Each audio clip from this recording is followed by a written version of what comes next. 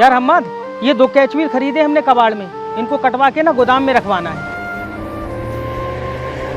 अरे हम्मद, ये कौन आया? पता नहीं भैया। अरे भैया आए हैं। अरे छोटे, तूने तो बहुत बड़ी गाड़ी खरीद ली। हाँ, ज़्यादा हाथ मत लगाओ नहीं तो गंदी हो जाएगी। हाँ सही बात है, महंगी गाड़ी है ना, हो सकता है छूने से खराब हो जाए। क्या बात है छोटे, तू शहर जाके तूने फ़ोन भी नहीं किया, तेरा फ़ोन वोन खराब हो गया है क्या? फ़ोन सब सही था और नहीं भी किया तो क्या बिगड़ गया? चल ठीक है, खड़ा क्यों है, बैठ। तुम्हें क्या लगता है क्या मैं यहाँ बैठने के लिए आया हूँ? अरे छोटे, तू इतने दिनों के बाद आया है और ऐसी बातें कर रहा है। मैं यहाँ पर बैठने अठने और रहने के लिए नहीं आया हूँ। मेरा एक काम है यहाँ पर, और वो हो जाएगा तो मैं यहाँ कभी आऊँगा भी नहीं। काम? कैसा काम? मैं अपने हिस्से की ज़मीन बेचकर चला जाऊँगा और फिर दोबारा यहाँ कभी नहीं आऊँगा। भैया आप ये कैसी बातें कर रहे हो? आपको पता भी आप क्या बोल रहे हो? नहीं समझ में आ रहा है तो मैं फिर से बता देता हूँ, मैं अपना हिस्सा लेने आया हूँ यहाँ पर। छोटे तू ये क्या बोल रहा है? हमसे कोई गलती हो गई है क्या जो तू ऐसी बातें कर रहा है? भैया आपको तो मेरी बात पर बिल्कुल यकीन नहीं था, आपको लगता था ये बहुत अच्छे हैं। अब खुद देख लीजिए। क्या बकबक कर रहा है? बकबक नहीं कर रहा हूँ, जो सच है वही बोल रहा हूँ। जाने दे छोटे। अरे क्या जाने दूँ भैया? तुम्हें तुम्हारा हक मिल जाएगा। बात कर लो तुम दोनों, मैं अभी आता हूँ।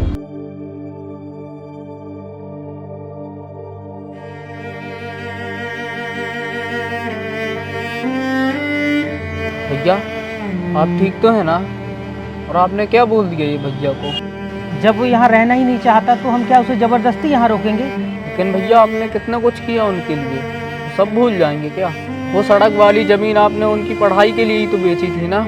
अब क्या ये घर दुकान बेचकर उनका हिस्सा दोगे क्या? तू छोड़, तू अपनी पढ़ाई पे ध्यान दे। कमाल है भैया, उन्होंने आपका भरोसा तोड़ा और आप मुझ पर भरोसा करने लगे।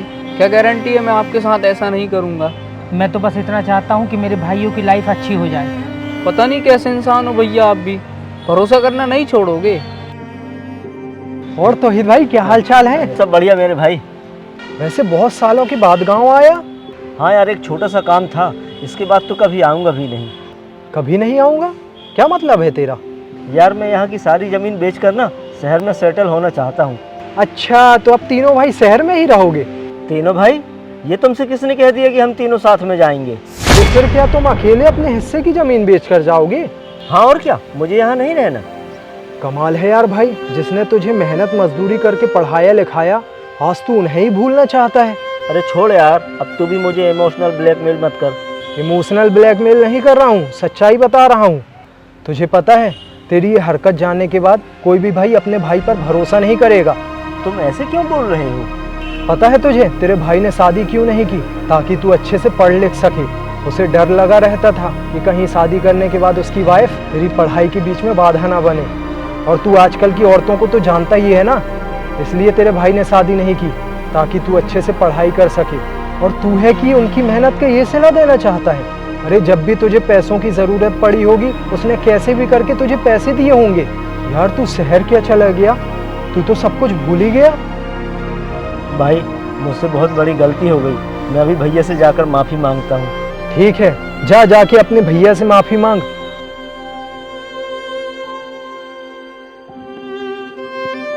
भैया अब से मैं पढ़ाई नहीं करूँगा, मैं मेहनत करूँगा, आप घर में बैठोगे। अब क्या चाहिए भैया आपको? भैया ने तो बोल दिया ना आपको आपके हिस्से की ज़मीन मिल जाएगी। मुझे कुछ नहीं चाहिए छोटे। भैया अब क्या हो गया आपको? अभी तो आपको आपके हिस्से की ज़मीन चाहिए थी। छोटे, मुझे समझ में आ गया कि भाइयों से बढ़कर ना ज़मीन जायदाद नहीं होती। भैया आप मुझे माफ़ कर दीजिए। अरे छोटे हाथ मत जोड़, तुझे क्या माफ़ करना, तू तो मेरा छोटा भाई है रे। भैया अब मैं शहर नहीं जाऊँगा, अब मैं यहीं रहूँगा आप लोगों के साथ। चल ठीक है, सुबह का भूला अगर शाम को घर जाए ना तो उसे भूला नहीं कहते। भैया बहुत ज़ोरों से भूख लगी है, कुछ खिलाओगे नहीं? चलो तो फिर घर चलते हैं तीनों भाई।